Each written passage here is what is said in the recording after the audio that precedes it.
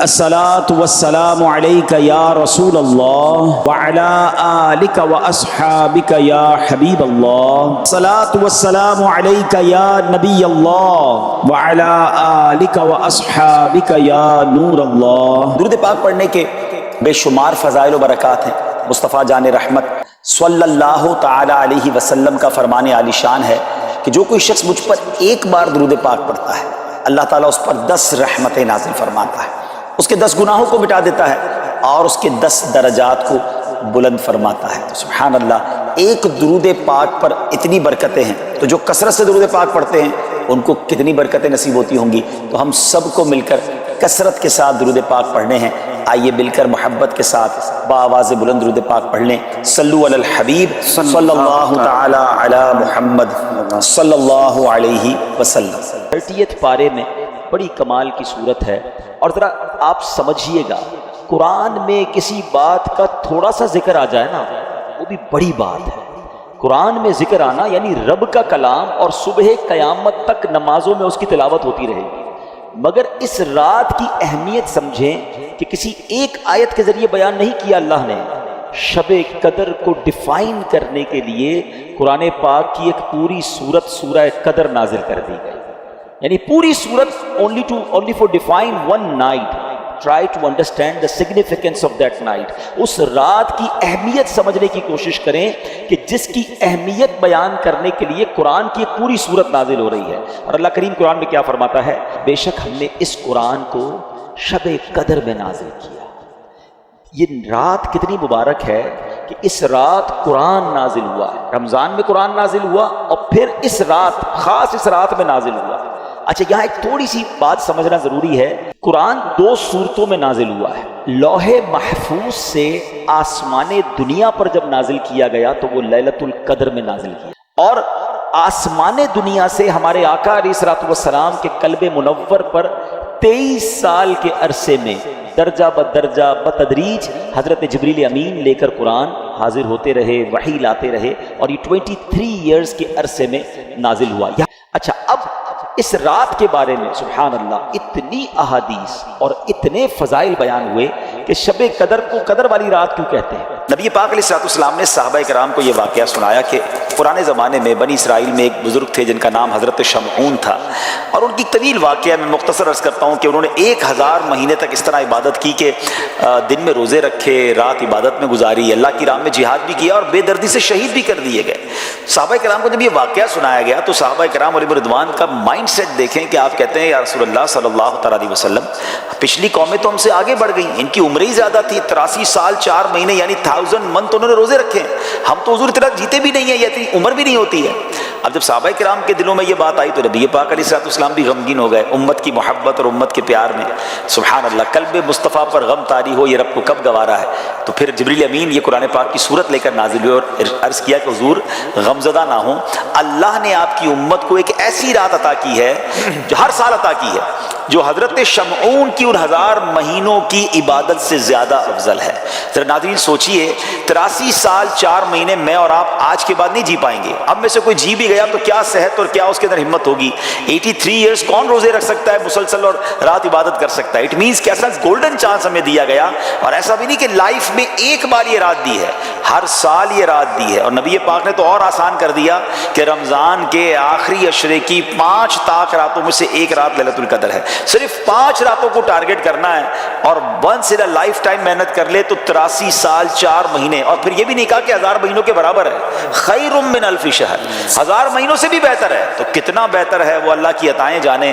تو ہمیں اس رات کو بہت زیادہ ٹارگٹ کرنا ہے۔ آج بھی 23ویں شب ہے پاکستان میں اور دنیا کے کئی ملکوں میں، ہو سکتا ہے آج لیلۃ القدر ہو، تو ہر طاق رات کو خاص طور پہ عبادت میں گزاریں، اور اللہ سے دعا کرتے ہیں کہ اللہ ہم سب کو لیلۃ القدر نصیب بھی فرمائے، اس کی عبادتیں کرنا بھی نصیب فرمائے۔ اللہ تبارک و تعالیٰ نے اپنے غضب کو گناہوں میں چھپا رکھا ہے۔ ہم نہیں جانتے کون سا گناہ اللہ کے غضب کی باعث بن جائے۔ بعض اوقات ہمیں لگتا ہے چھوٹا سا گناہ ہے اور وہی رب کی ناراضی کا باعث بن جاتا ہے۔ تو بندہ اپنے آپ کو گناہوں سے بچاتا رہے۔ اسی طرح اللہ نے اپنے اولیاء کو اپنے بندوں میں چھپا کے رکھا۔ ہمیں نہیں پتا کون اللہ کا ولی ہے۔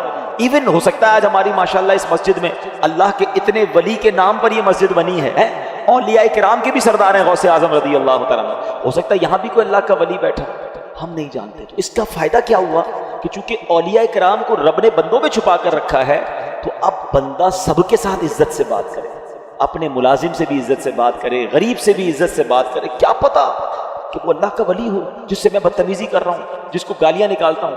لوگ اپنے ملازمین کو گالیاں نکال رہے ہوتے ہیں، ان کو ایسے ڈانٹ رہے ہوتے ہیں جیسے غلام بنا لیا ہے. نہ کرو ایسا.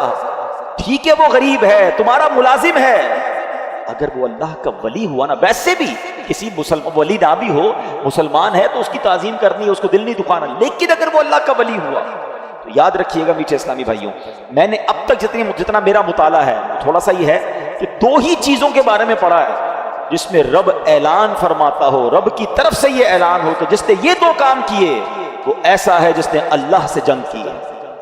ایک سود کھانے والا، سود کا کام کرنے والے کے بارے میں پڑھا، اور دوسرا کسی نے اگر اللہ کے ولی سے دشمنی کی وہ ایسا ہے جس نے اللہ سے جنگ کی.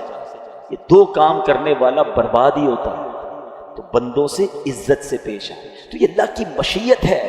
اسی طرح رب نے یہ لیلۃ القدر کو بھی پوشیدہ رکھا تاکہ ہم ان 5 راتوں میں تلاش کریں، عبادت کریں. ورنہ ہم تو ایسے نکمے لوگ ہیں، ایک رات پتہ چل جاتی تو باقی راتوں تو پھر ویسے ہی سارے بھول جانے تھے. چلو اس بہانے 5 راتیں تو مسجدیں بھرتی ہیں، ان 5 راتیں تو سجدے ہوتے ہیں، کچھ عبادت ہوتی ہے. تو بہرحال میرے پیچھے اسلامی بھائیوں ہمیں اس کو سمجھنا ہے. اچھا آگے قرآن فرماتا ہے وما ادراک ما لیلۃ القدر، تم نے کیا جانا لیلۃ القدر کیا ہے. اچھا یہ قرآن کا بڑا خوبصورت اسلوب ہے، it's a beautiful style of Quran. جب قرآن کو کوئی چیز انفسائز کرنی ہے، ہماری اٹریکشن چاہیے، ہمیں بتانا ہے کہ دیر از سم تھنگ اسپیشل، تو قرآن خود ہی ہم سے سوال کر رہا ہے وما ادراک ما لیلۃ القدر، تم نے کیا جانا لیلۃ القدر کیا ہے. ہماری اٹریکشن لی جا رہی ہے. عرب زبان کا بھی ایک اسلوب ہے. آپ دیکھیں سورہ قاریہ میں القارعۃ مل قارعہ وما ادراک مل قارعہ، قرآن وہاں بھی ڈیفائن کر رہا ہے قیامت کو. اب سوال کیا جا رہا ہے کہ تم نے کیا جانا قیامت کیا ہے، قارعہ کیا ہے. پھر فوراً اس کے بعد قرآن اس کو ڈیفائن کرتا ہے کہ وہ دن کیسا ہوگا. یہاں بھی قرآن نے یہ اسلوب اختیار کیا. اللہ کا کلام کہہ رہا ہے وما ادراک ما لیلۃ القدر، تم نے کیا جانا لیلۃ القدر کیا ہے. پھر آگے خود قرآن بتا رہا ہے لیلۃ القدر خیر من الف شہر، یہ رات 1000 مہینوں سے بہتر رات ہے. اب 1000 مہینوں کا مطلب کیا ہوا؟ 83 years and 4 months، اپراکسیمیٹلی 83.5 سال. یہ سوال ذہن میں آ سکتا ہے کہ قرآن نے 100 سال نہیں کہا، 150 سال نہیں کہا، 1000 مہینوں کی کیلکولیشن کہاں سے آئی؟ سبحان اللہ. اس کے پیچھے بہت سارے شان نزول علماء نے بیان کیے. ایک شان نزول یہ ہے کہ نبی پاک علیہ الصلوۃ والسلام نے بنی اسرائیل کے ایک بہت عظیم بزرگ کا واقعہ صحابہ کرام کو سنایا. ان کا نام تھا حضرت شمعون رضی اللہ عنہ. واقعہ کیا تھا؟ واقعہ یہ تھا کہ وہ اللہ کے بڑے ولی تھے، بڑے جاندار بھی تھے، بڑی اللہ کی انہوں نے عبادت کی، اور ایسی عبادت کی کہ 1000 مہینوں تک وہ روزانہ روزہ رکھتے تھے، رات کو عبادت کرتے تھے اور جہاد بھی کرتے تھے، اور بڑے طاقتور بھی تھے. ان پر کافر قابو نہیں پا سکتے تھے، اور بڑی چال چل کر بڑی مکاری کے ساتھ انہوں نے ان کو گرفتار کیا، اور پھر ان کو یوں سمجھے کہ ٹکڑے ٹکڑے کر کے شہید کیا گیا. بڑا ظلم بھی ہوا ان کے اوپر. پھر جنہوں نے ان کو شہید کیا ان پر عذاب بھی نازل ہو گیا. بڑا طویل واقعہ، میں اس کو شارٹ کر کے بیان کیا میں نے.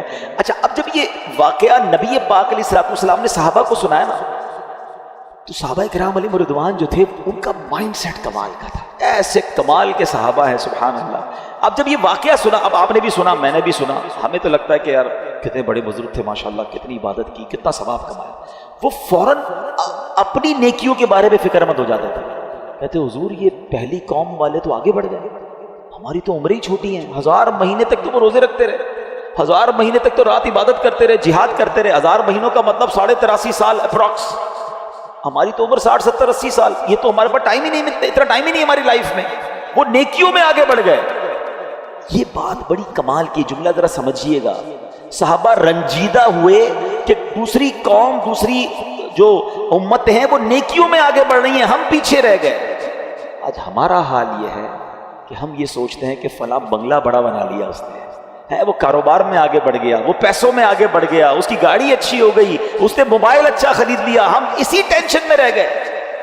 مجھے آج تک یہ بات سمجھ نہیں آتی کہ جو کسی کا گھر، کاروبار یا اس کی ویلتھ دیکھ کر ڈی مورلائز ہوتا ہے، اپنے آپ کو پیچھے فیل کرتا ہے.